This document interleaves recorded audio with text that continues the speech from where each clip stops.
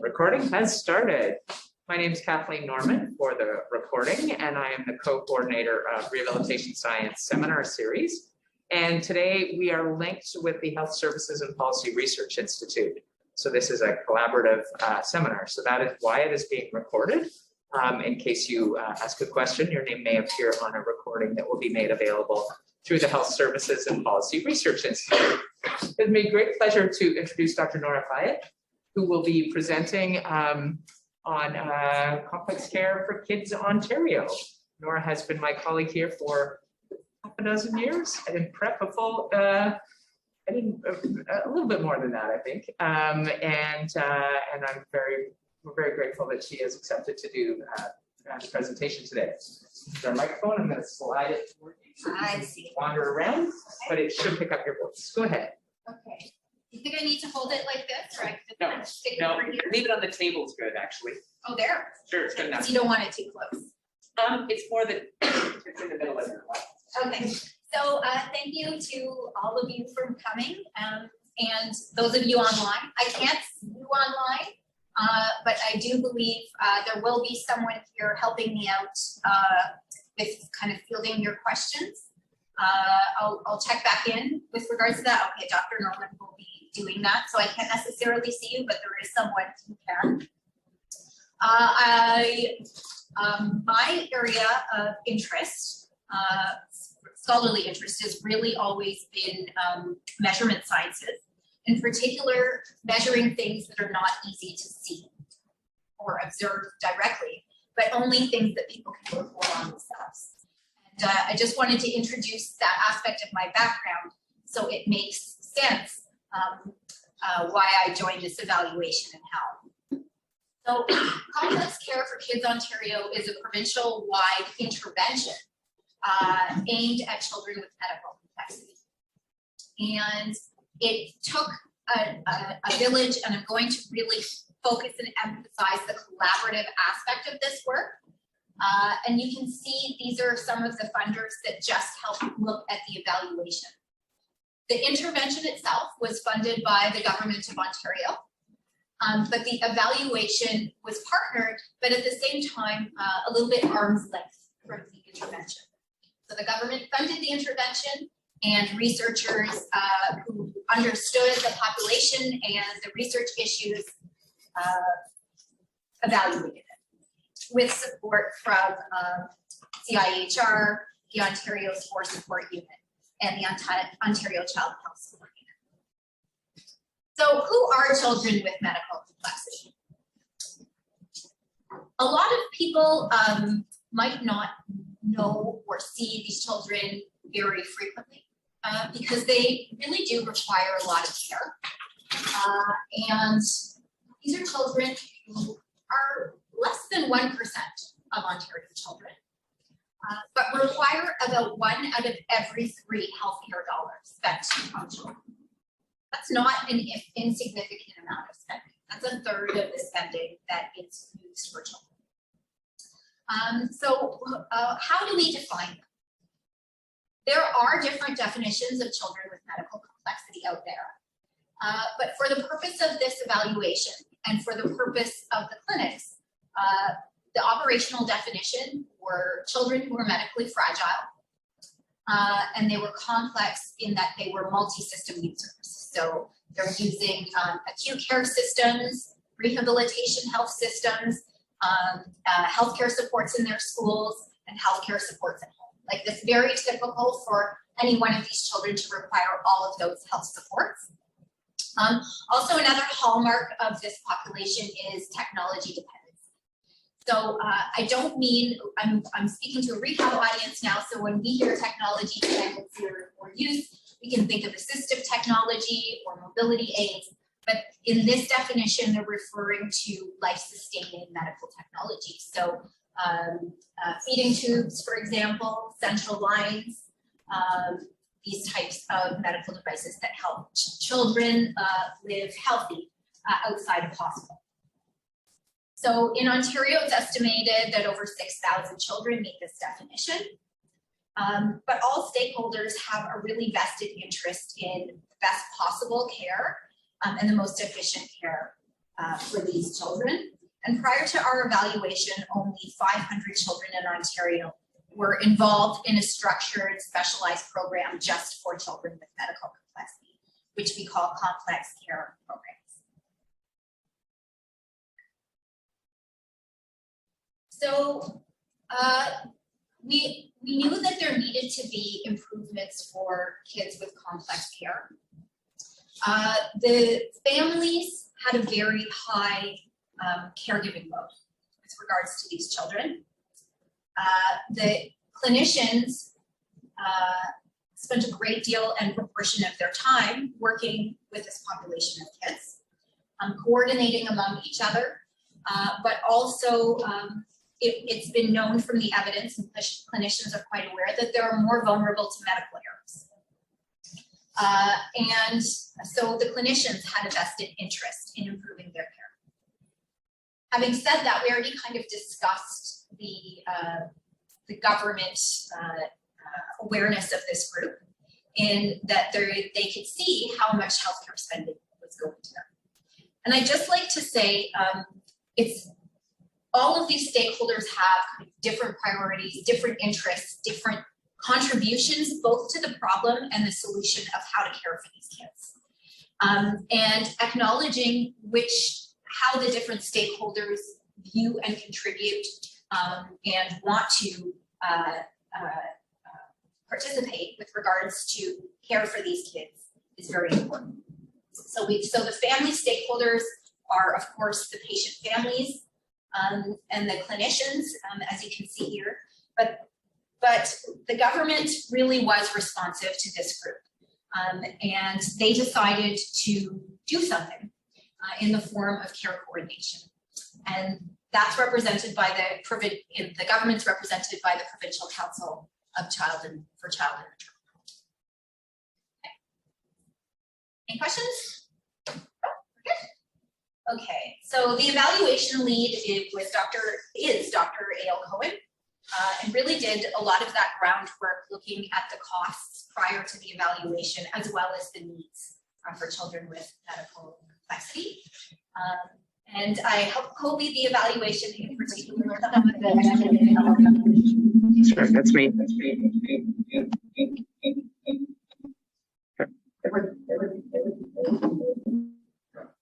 Okay, no more feedback, great. Thank you.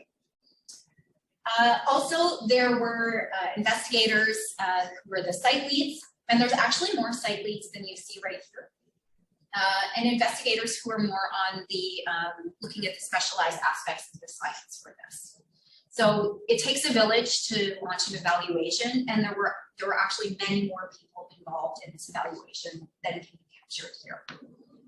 And definitely grateful to all of them. So my area of interest is patient-reported outcome measurement for children in families, and that's really what I brought to the evaluation. Clinically, I was familiar with these children from my time working in a feeding clinic, and but from a research perspective, I hadn't done as much measurement work with this group prior to joining the team, and I learned a lot. So here are the study sites, which are also the sites where complex care was delivered. And you can see a lot of these green sites. These are regional sites. Most of them are attached to Sick Kids, the main site. But London Health Sciences, McMaster, CHEO, they also have complex care programs. So really, we're looking at tertiary care here that's being delivered in different throughout the province. But you can also see some gaps in the delivery. Our region is one of the gaps.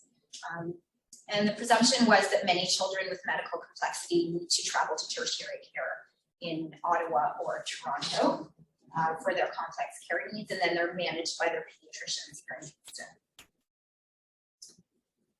So what was the intervention?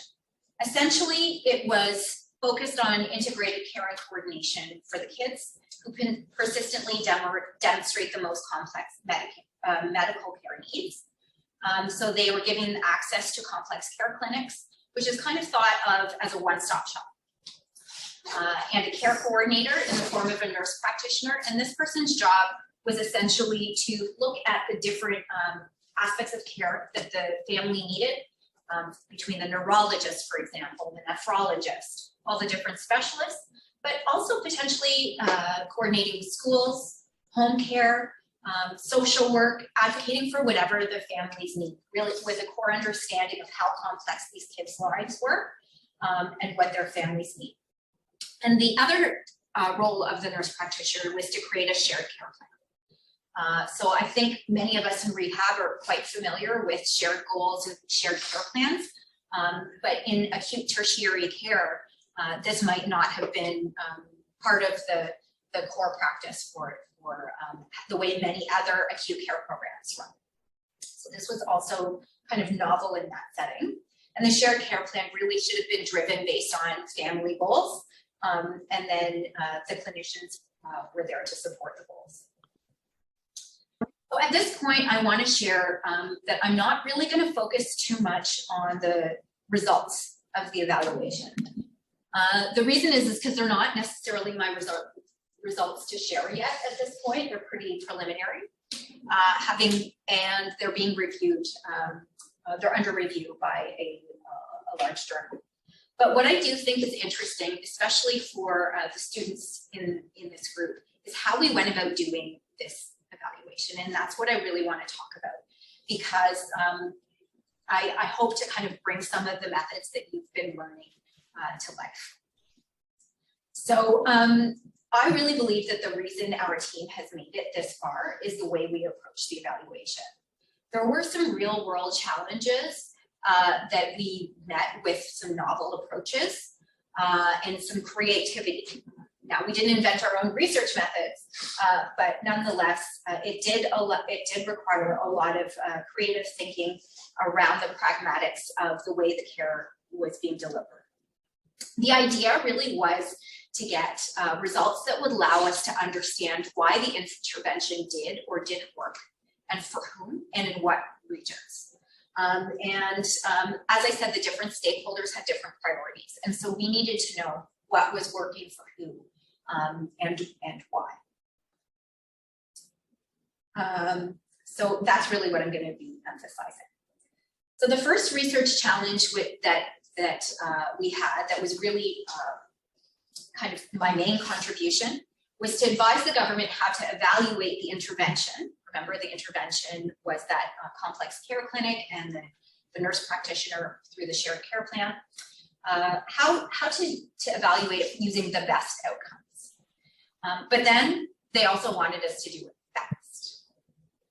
And that's a problem, because usually when you're selecting measures, there's a trade-off between speed and doing it very well. So, you know, I joined the team. This is where I joined the team. And I began very similarly to the way I join most teams. Hi, Nora, you're your specialist in quality of life measures. Can you give us one? We need it for this group in this situation. And so really to the government's credit and to the credit of the team, I said, you know, how do we know that that's exactly what we should be measuring? Why don't we just spend a little bit of time doing some work to figure out what exactly defines the best, and the best for who? I really kind of advocated for this idea of conceptualizing explicitly what does it mean for an intervention to work for this group? What should the outcomes for success be, and according to whom? Right? So we've got this idea. We've got this checklist. We want to do outcomes. We want to show whether this intervention is working or not. But many of you are becoming aware of critical theory approaches in your research methods. And when you're looking at things from a critical perspective, you also have to ask, who is it good for, right? Like we mentioned, for children with medical complexity, we've got the policymaker. Can you guess what they're really interested in? I'm asking you guys. Are they interested in clinical outcomes as their primary focus? potentially finding funding, like, or dollar? Right, because it's not cold. It's that the government's job is to administer the budget according to certain priorities, right? And they know that they assume that the clinicians are going to do their best of maintaining good clinical outcomes, right? So the government wants to know how efficient is this care, because the more efficient and sustainable the care, the more they can keep it going, right? And then the healthcare providers spend so much time with these families. They want to know that what they're doing works and that it's effective and that it's making a difference. They do. And the families just want to feel better. They want to know that they're on the right track, and they want to know that their kids are cared for and getting the best care that they possibly can. Prior to the pandemic, just to conceptualize this group of families for you, if many children with medical complexity are the type of kids who, maybe if they got a cold or a flu, it would launch a chain reaction of events that might land them in the ER or the ICU that just started with a cold or a flu. Okay, so a lot of fragility, a lot of good coordination needs to take place. Okay, so I just want to say this next portion of how we developed what outcomes is published in Developmental Medicine Child Neurology. And so what we did was we created an evaluation framework. Remember, we have to do it well and we have to do it fast. There's usually a trade-off in that. So luckily, I already had a database of measures from previous work that I had done. And it was quite involved. I had mapped all of it onto the ICF. And so on an item by item basis. So I can easily pull up any domain of health or quality of life or activity or participation that was relevant to a family and see all the measures that were connected to it. So I already had this review complete, but what we needed to do was update the database for measures that were used for children, already used for children with medical complexity where they weren't there. We needed to add more experience of care measures. And so we had a short period of time to do that, but we did it. And then once we did, I looked at all the domains that were represented, and it was a lot. Reviewed it with some clinicians and some family stakeholders to see which ones were relevant, and we created a survey out of that. And this would have been, that part was easy for us to do as researchers. We could get that done in a few weeks' time. But what wasn't easy for us to do as researchers was to recruit in a short period of time. And that's where the government came in and really supported us. They put this survey out on their website. They let people know that, this was the real thing. If you answer this survey, it will affect what we use to measure this evaluation. And I think that's why it was so responsive. So 48 responses from family caregivers doesn't sound like a lot, but we're drawing from a potential population of 6,000, right? So it actually was a very good response for doing a survey in a few weeks' time, and 86 providers. And so we didn't just ask them what outcomes, we asked them to rate what outcomes were important to them, but we also asked them, how much do you perceive this could actually change due to an intervention? And I felt that that was very important based on some of the consensus work that I had observed previously taking place in my time working at the ICF research branch of the WHO. There was a lot of consensus activities taking place. One of the concerns that I had from my time looking at consensus was how it could be really driven by some of the more vocal people in the group.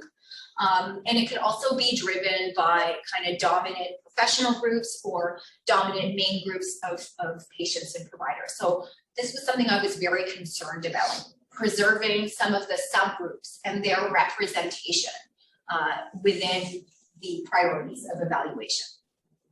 Okay, so how did I deal with that? What we did was an equal representation of subgroups in the analysis. So if you look, we've got child age, within child age, we've got, so that would be one subgroup, like infants, parents who are answering on behalf of infants, then parents who are answering on behalf of school-age children, teenagers, and so forth, right? So each of those subgroups, I created a prioritization list for empirically. What were the top ranked things that they thought were important?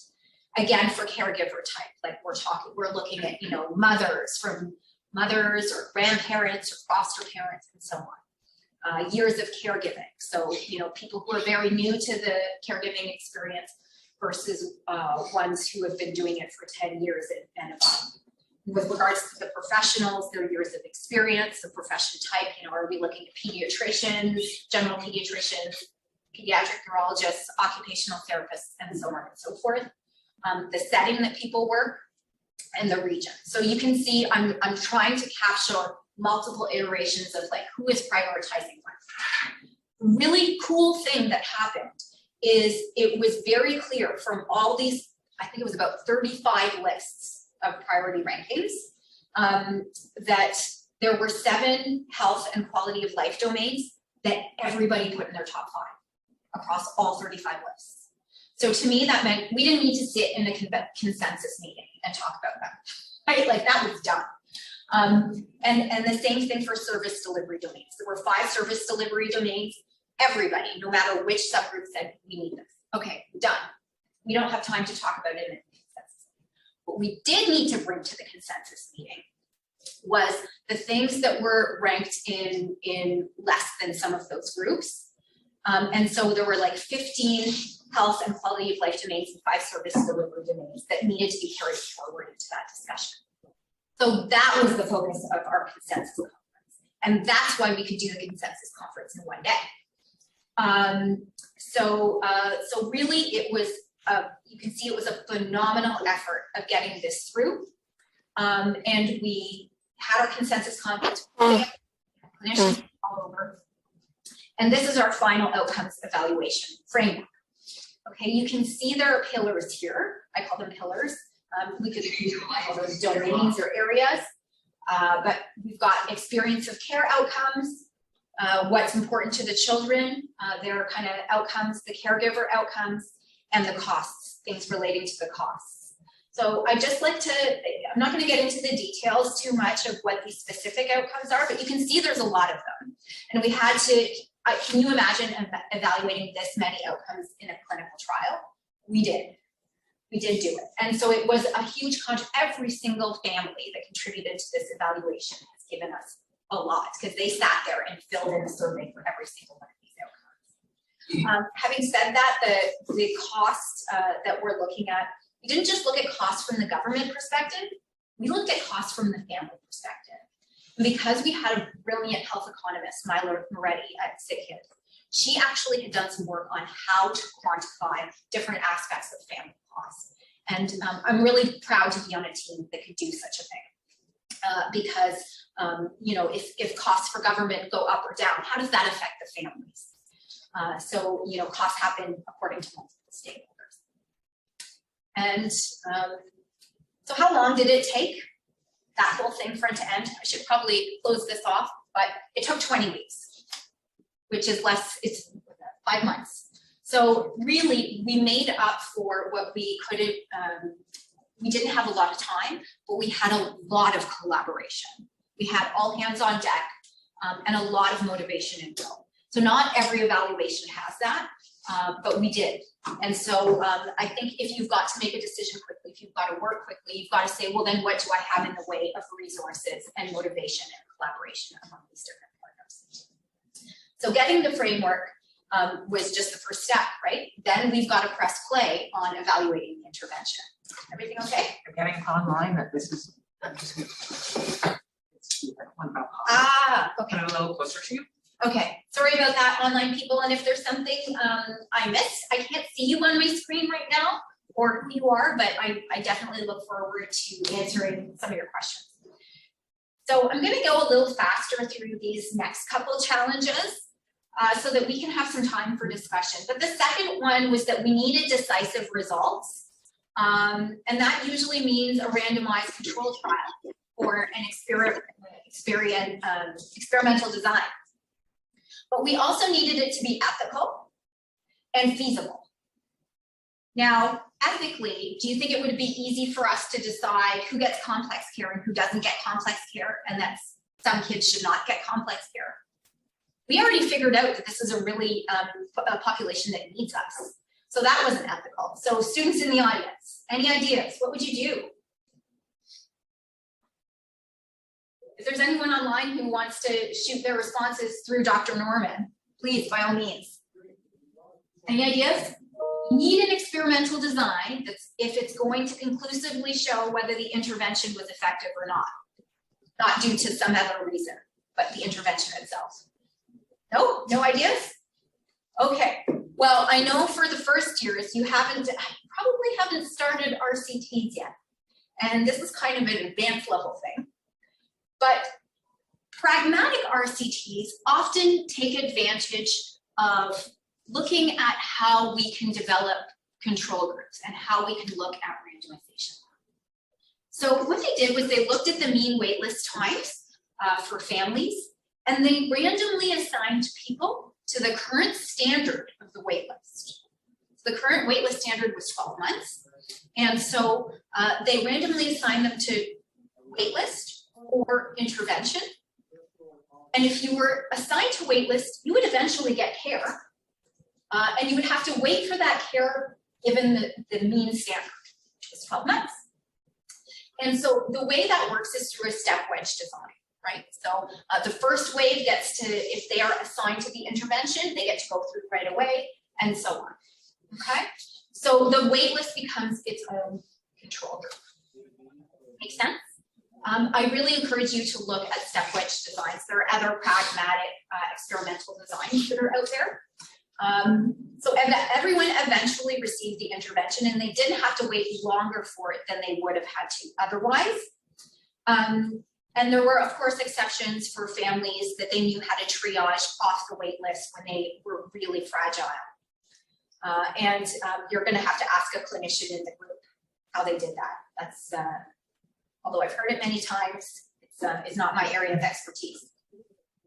So the third challenge was that it would yield a decisive result, but pragmatic evaluations are really good at telling you whether it worked or whether it didn't.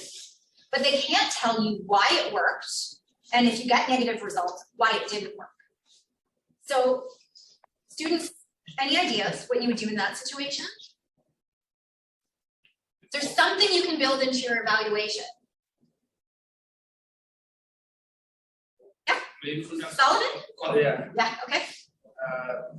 Maybe a qualitative study. A qualitative. There you go. Right? So a process evaluation is what we did. So I'm going to highlight the process evaluation that was done and focused on the ones who are delivering the care. A process evaluation according to the families was also done. But I'm going to focus in on, spoiler alert, I'll just give you the cheat sheet notes. They did like the intervention. They felt very supportive from a qualitative perspective.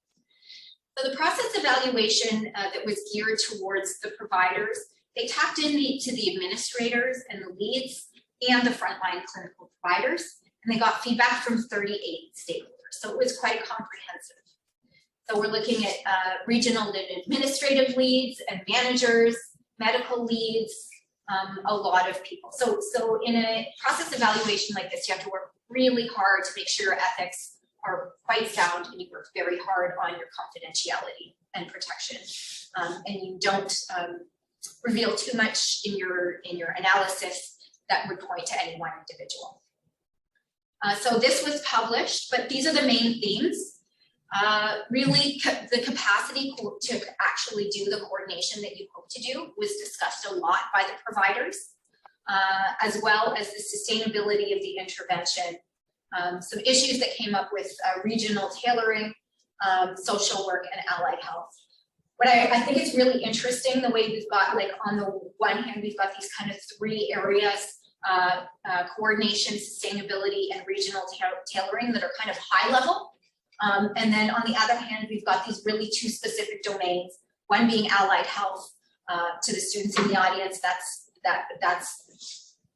how we're represented kind of in this evaluation. So the therapists and the professionals, and also the paraprofessionals, and social work. So those being very, very key to the way people perceive how this intervention should go. So I'll kind of skip over capacity to coordinate. It's pretty self-explanatory, except for to say that coordination is, it's easy to say, but not easy to execute, right? So if a family's got to come in to complex care clinic, but they also need to see the neurologist, Is neurology clinic being offered that day? Is there space? All of these kinds of issues come up. So just because there's a nurse practitioner to do it, they have the will and they can often do the coordination that they want to do, but there's also some barriers there. Sustainability was something that everyone was worried about. And I would say that's one of the cases for doing a collaborative evaluation. But the frontline providers definitely believe that the program couldn't go anywhere because they really needed it. They spend so much of their time with these kids. And they didn't want to have to do it only on their own or what felt like on their own in kind of specialized clinics, because so many of the providers were spending a lot of time on these kids. I'm thinking back to my experiences in the feeding clinic. So many of my children met this definition of children with medical complexity. And it does, being supported, families or the providers perceived it and made it a huge difference for them. But there were some regional issues, right?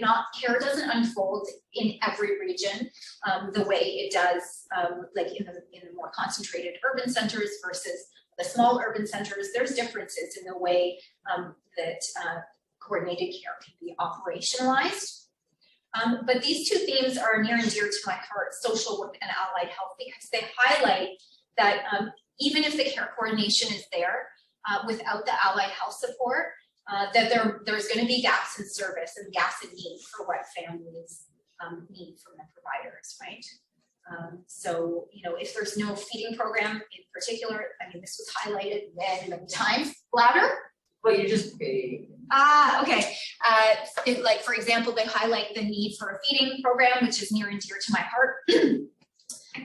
And so those are typically occupational therapists and speech pathologists that offer those programs that make a huge difference with regards to the health outcomes for these families. So looking beyond the evaluation, how do you plan for the next steps when you don't know what the intervention results are going to be? So those of you in the audience, you have any idea what you would do? If you're doing this intervention, it's going to take 3 years to evaluate it.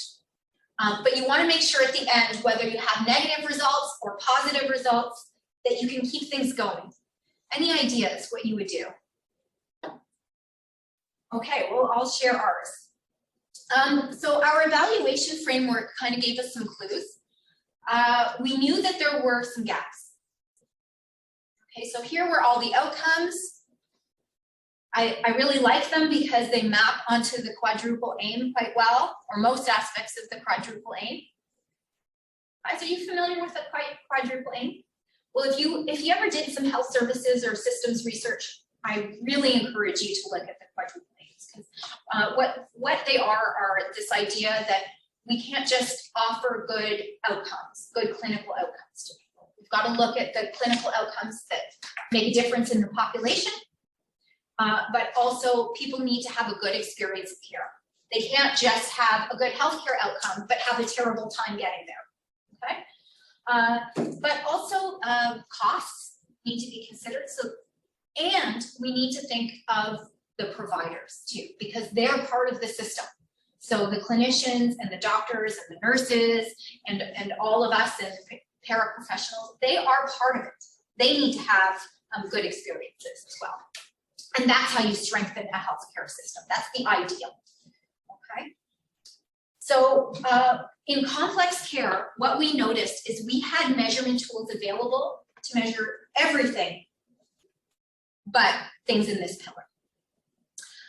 So we did manage to adapt something off the shelf to look at their emotional well-being, not really knowing exactly what their emotional well-being, how it should be conceptualized. A lot of the kids don't exactly express themselves according to traditional speech or even augmentative communication. So it was hard to know. And so we had a PhD student look at, what do we look for? What are the items that we're really concerned about? So we had to do that during the evaluation, to think beyond the evaluation. Also, we didn't see a very good patient-reported outcome measure of feeding and eating. There are a couple now, but there weren't at the time. And there were clinical measures, there were clinical assessments, but there were no patient-reported outcome measures. And there was definitely no patient-reported outcome measures to look at their experience of medical technology, which is a huge part of the caregiving role, and it's a huge part of how caregivers encounter their providers. They spend a lot of time on like troubleshooting through the G-tube, it's not working, it's broken, we have to go to the ER, you know, it's not clean, there's an infection, so on and so forth. So this was a really big deal. So we decided to create PROMs and PREMs for feeding in medical technology. When I finished my PhD, I told myself, there were so many PROMs and PREMs out there that I told someone, if ever I decide to develop a measure, I want you to come back and stop me because there's just so many out there. But really, we had done the work to show that these outcomes were needed and that these measures needed to be developed. And the thing about PROMs and PREMs, yes, Kathleen? Can you, just for the benefit of anyone who doesn't know, can you those Okay, steps? so a PROM is a patient-reported outcome measure, and a PREM is a patient-reported experience measure. And these are measures that ask people questions, ask them to score the questions, to provide information that only they can report on, right? So quality of life is a perfect example. How would you rate the quality of your life? Really, nobody can answer that question except for you. Your doctor can't look at you and decide how you feel about your life. Only you can answer that. And patient-reported outcome measures are very important for health system improvement if we want the health systems to be more oriented to what the patients need from them, okay? It's also a way to make health systems more accountable. And it helps, I hypothesize that when they're used properly, they can bring families and clinicians closer together, okay? So the development for these tools gave us an opportunity to really think about not just looking to the literature, but to ask families with qualitative research, what should be in these measures? One of the cool things we did, we split up the qualitative and we had some professionals do it, you know, rehab people, students, and so on. But we also trained caregivers to go out and be kind of caregiver researchers and talk to each other and see if there were any differences. And I really do believe that the completeness of and richness of the data that we got was informed by having all these different people doing the interviews, because the interviewer, and as you will learn in qualitative, if you have not already, the interviewer and the one who is reporting, it's a dynamic, and the results can always be influenced by that dynamic. So the target functionality that I'm hoping to achieve through the creation of these measures will really be important to moving forward with evaluating complex care. So this is really just a hypothetical example of what a measure might look like. Let's say we're looking at the range of feelings that a family has about a G-tube. We want to create some kind of metric where we can see, will we have questions that tend to be really show a lot of severity in the outcome, and then questions that are showing that families are doing pretty well. And the good thing about mapping this, not just kind of qualitatively, but we would look at test it psychometrically, is that we can give really short questionnaires to people when we do this, right? So they can come in to the survey on a computer and answer the question here in the middle. I feel my child experiences pain from G-tube feeds. If it's like 0, no, none, then they could go down the scale to answer those questions. If they're saying, oh, there's a ton, then they would go up the scale. And so they wouldn't need to answer all of the questions. They could answer a short, discrete group of questions. And that might enhance its ability for uptake in clinical practice. When it's like really short, they can do it in the waiting room and they've got like 3 questions to answer. And you know that where they are relative to the rest of the population. So that's the target functionality we're trying to build in beyond the evaluation. We're hoping to take that forward across complex care clinic programs, not just in Ontario, but Canada and the world. I didn't tell you about the multiple languages that we've been validating the tools on or anything like that, but really that's what we're hoping to say. So these are not, this is not the actual measure. I just want to emphasize that. I just wanted to share with everyone what a PROM or a PREM could look like and what our ambitions are for it. Okay, so I think I'm just kind of hoping to open up the discussion, but what I'd like to share is my experiences being on this team is that improving the system for children with medical complexity, it really was, and it still is, a real world problem. But the constraints that were offered also helped us work together as a team to push the work. So really novel methodologies came forward from all of us in the form of the process evaluation, in the form of really kind of doing a rapid review and consensus work, and in the form of that pragmatic RCT design and applying it, that I think are very valuable to share. And I also think that this collaborative evaluation can create structural change in the system. And what I mean by that is when we get to the end of the evaluation and the province can see what did it offer in terms of spending, did or didn't offer in terms of spending, and the families can see what did the intervention give us in terms of improved health and clinical outcomes, and the providers can see also, you know, what those things are. Then it's clear to make decisions about, you know, who is really benefiting from this, what stakeholder, what was the best for them. And it's transparent, and we've all invested in it. And now we can start to meet the gaps together. So it's really, this evaluation is not something, I don't think of it as something with a beginning and an end. I would like to see cycles of evaluation be built into the system so that it can constantly be improving. And ideally, that's what we call a learning health system. So that's where I hope we can go with this. All right. Thank you.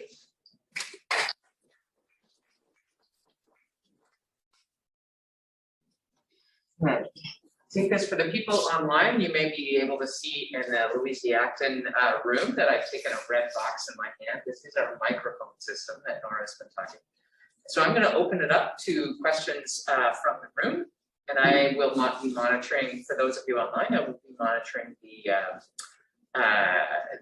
anything that comes through the chat, and try and make sure that we've always got the microphone within range of the speaker. So leave it with you, Nora, to invite questions, and I'm going to be checking the chat. Okay, the mechanics of sharing this screen are quite complex, so I'm going to try and just, I think you probably don't need my notes, but if we do, I'll work on that. I don't think I got your name. Caitlin. Caitlin. Now I know I didn't get your name. Caitlin. Hi. Nice to meet you, Caitlin. Nice to meet you.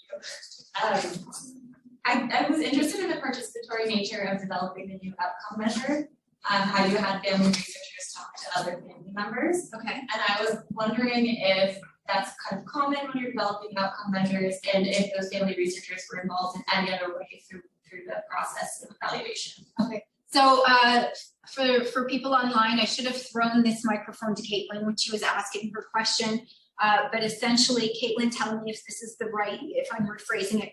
She wants to know if it's common to have people from the population collect the data and do the work of creating outcome measures. No, it's not common at all, and that's why I shared it.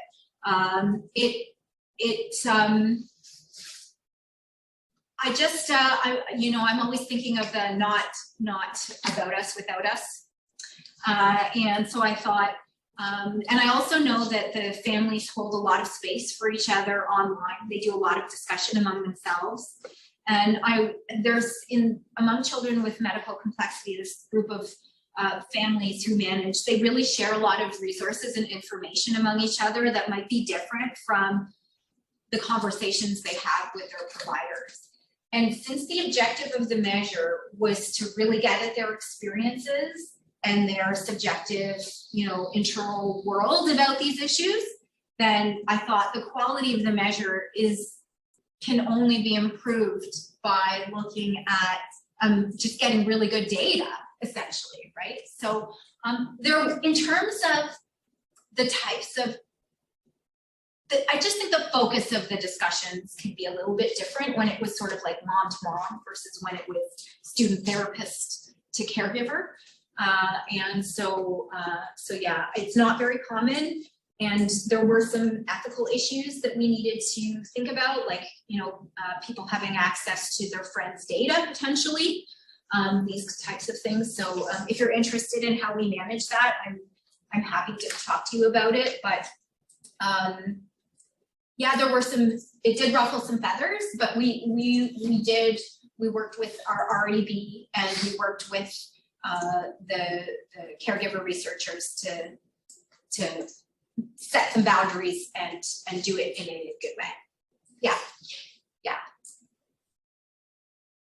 The other thing about these the families is there are so many.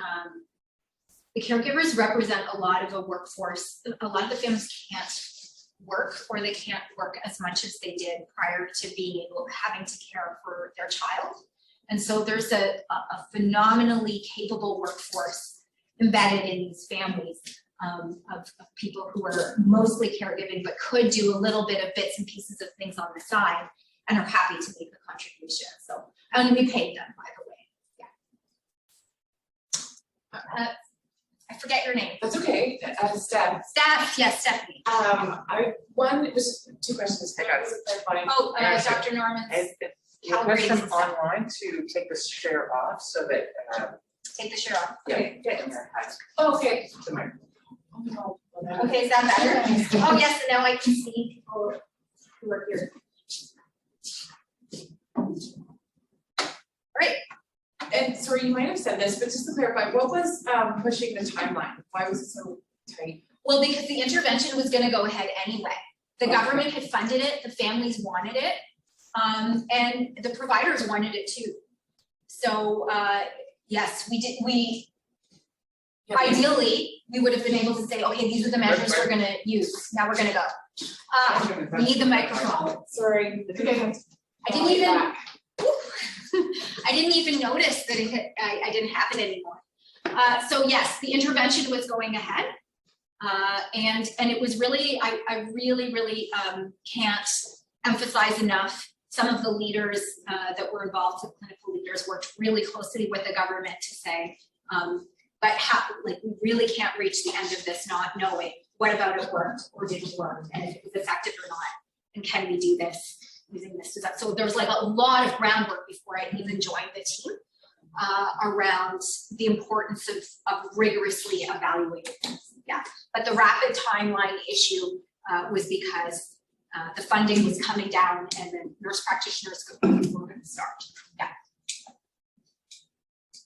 Yes. It's Adham, yes. Questions from Adham in the audience. You gonna repeat? I'll just repeat his question. Yeah. So it's really wonderful research and evaluation. I'm very happy that you shared this work. My question is, providers were involved in the development of the outcome measures. So the question is whether providers were developed in the outcome measure development? They were involved in developing the outcome measures, right? So I would say the point at which the providers were mostly involved was in selecting what were the important priorities that needed to be measured. So remember, thinking back to when we did our measurement class, there's the outcome, and then there's the outcome measure, right? So an outcome might have 4 or 5 different measures that you can use to look at it, right? So in the survey, when we were asking the clinicians and the family, what's most important? If this intervention works for you, what does that mean? What outcome represents it works? It's the best. That's where the clinicians were really involved in looking at those different components of health and well-being and quality of life and experience of care and ranking, not ranking, but empirically endorsing which ones were stronger and which ones were less. Once we knew what outcomes, then we went back and looked at the measures. I didn't talk about that too much because it's really detailed. We went back and looked at the best measures. We went through another kind of more detailed research team process And that was informed by the stakeholders at the table. Then when we selected the measures and there were gaps, I'd say the measurement development, all stakeholders are participating in, but really it's driven more from my contribution is the measurement development piece. And because they're patient-reported outcome measures, clinicians have their own measures. So I didn't need to create those or validate those. I was wondering if, you mentioned the quadruples, right? Yes. That's really interesting. So when the providers are involved, do they contribute for the development of evaluation measures for the comprehensive? Yeah, thank you. Thank you for mentioning it. So the question is, on the one hand, we've got the quadruple aim, but in our evaluation framework, you didn't see a lot of outcomes there relating to the clinicians themselves. Yeah, and that was, I was wondering if someone was going to pick up on it, and I'm so glad you did, because I do think that in the next cycle of evaluation, we do need to look at that more closely. And I think one of the things that's really interesting from COVID, again, like we started all of this before COVID, is seeing it's become far more obvious to everybody how much the providers are really a part of the system, and we need to look at their outcomes and well-being. Having said that, they were captured through the process evaluation. So there was a really strong, there were 2 papers published on the process evaluation. One of them was really focused on providers and what they thought and how they saw barriers and advantages and disadvantages. So we did capture them that way. But the next cycle of evaluation, now we know what they think from the qualitative. Now we can say, we know what we're looking for, and we could build that into the next way. Yeah, thank you. I love that question. Any other questions online? No? All right. So I'll pass it back to you. All right. Dr. Norman. Well then, thank you very much to Dr. Nora Fayed for her presentation today, and thank you to our online audience for joining us, as well as the audience in the room. So